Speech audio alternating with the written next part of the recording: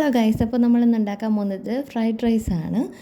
Chicken fried റൈസാണ് ഉണ്ടാക്കാൻ പോകുന്നത്. അപ്പോൾ അതിന് വേണ്ടിയിട്ട് നമ്മൾ ആദ്യം തന്നെ ബസ്മതി റൈസ് കുക്ക് ചെയ്ത് വെച്ചിട്ടുണ്ടായിരുന്നു. അപ്പോൾ അത് കുക്ക് ചെയ്യാനായിട്ട് ആദ്യം തന്നെ നമ്മളൊരു അരമണിക്കൂർ അരി സോക്ക് ചെയ്ത് വെക്കണം. എന്നിട്ട് അത് ഊറ്റിയെടുത്തിട്ട് നമുക്ക് തിളച്ച വെള്ളത്തിലേക്ക് അതിട്ടിട്ട് ഒരു 80-90% കുക്കാക്കിയിട്ട് നമുക്ക് ഉപ്പൊക്കെ ഇട്ടിട്ട് അത് ഡ്രെയിൻ ചെയ്തെടുക്കാവുന്നതാണ്. അതിനുശേഷം നമ്മളൊരു പാൻ ചൂടാക്കിയിട്ട് അതിനകത്തേക്ക് സൺഫ്ലവർ ഓയിൽ ഒഴിച്ച് ക്യാരറ്റ്, ക്യാപ്സിക്കം, പിന്നെ വെളുത്തുള്ളി ഇതെല്ലാം കൂട്ടിയിട്ട് ഒന്ന് ഇളക്കി കൊടുക്കുക. വേവിക്കൊന്നും വേണ്ട. എന്നിട്ട് അതിനകത്തേക്ക് നമുക്ക് മുട്ട പൊട്ടിച്ച് ഒഴിച്ച് കൊടുക്കാം. ഉപ്പും കൂടി ഇട്ട് മിക്സ് ചെയ്തിട്ട് ഒന്ന് നല്ലതുപോലെ ഇളക്കി കൊടുക്കാം. ഇത് ഇളക്കി കൊടുത്തിട്ട് ഇതിനകത്തേക്ക് നമ്മൾ ഉപ്പ് വേണമെന്നുണ്ടെങ്കിൽ ഉപ്പ് ആഡ് ചെയ്ത് കൊടുക്കാം. പിന്നെ കുരുമുളക് പൊടിയും കൂടി ഇതിനകത്തോട്ട് ഇട്ട് കൊടുത്ത് നല്ലതുപോലെ ഇളക്കി കൊടുക്കുക.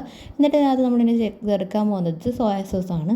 സോയാ സോസ് വേണമെങ്കിൽ മാത്രം ചേർത്താൽ മതി. അപ്പോൾ സോയാ സോസ് അതുപോലെ തന്നെ ടൊമാറ്റോ കെച്ചപ്പ് ഞാൻ ചേർക്കുന്നുണ്ട്. പിന്നെ ചില്ലി സോസ് ഒഴിച്ച് കൊടുക്കാവുന്നതാണ്. എൻ്റെ ഇല്ലാഞ്ഞുകൊണ്ട് ഞാനത് അവോയ്ഡ് ചെയ്തിട്ടുണ്ട്.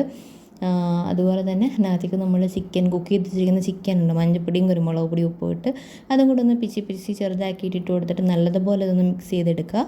പിന്നെ നമ്മൾ കുക്ക് ചെയ്ത് വെച്ചിരിക്കുന്ന റൈസും കൂടി ഇതിനകത്തേക്ക് ഇട്ടിട്ട് ഒന്ന് ഇളക്കി മിക്സ് ചെയ്ത് ഉപ്പുണ്ടോ എന്നൊക്കെ നോക്കിയിട്ട് ആവശ്യത്തിന് ഉപ്പും കൂടെ ഒക്കെ ചേർത്ത് കൊടുത്തിട്ട് നല്ലതുപോലെ മിക്സ് ചെയ്തെടുക്കുക. ഒരുപാടിട്ട് ഇളക്കി മറിക്കരുത്. റൈസിൻ്റെ കളറ് വൈറ്റിൽ നിന്നും ഒരു ഷെയ്ഡ് മാറിയില്ല, വേറൊരു ലൈറ്റ് കളറിലോട്ട് വരുന്നത് വരെ ഒന്ന് ഇളക്കി കൊടുക്കുക. അപ്പോൾ നമ്മുടെ ഫ്രൈഡ് റൈസ് റെഡി ആയിട്ടുണ്ട്. പിന്നെ അത് നമ്മൾ ചെയ്യുമ്പോഴത്തേക്കും ഹൈ ഫ്ലെയിമിലിട്ട് ചെയ്യാനായിട്ട് നോക്കുക. അപ്പോൾ താങ്ക്സ് ഫോർ വാച്ചിങ്.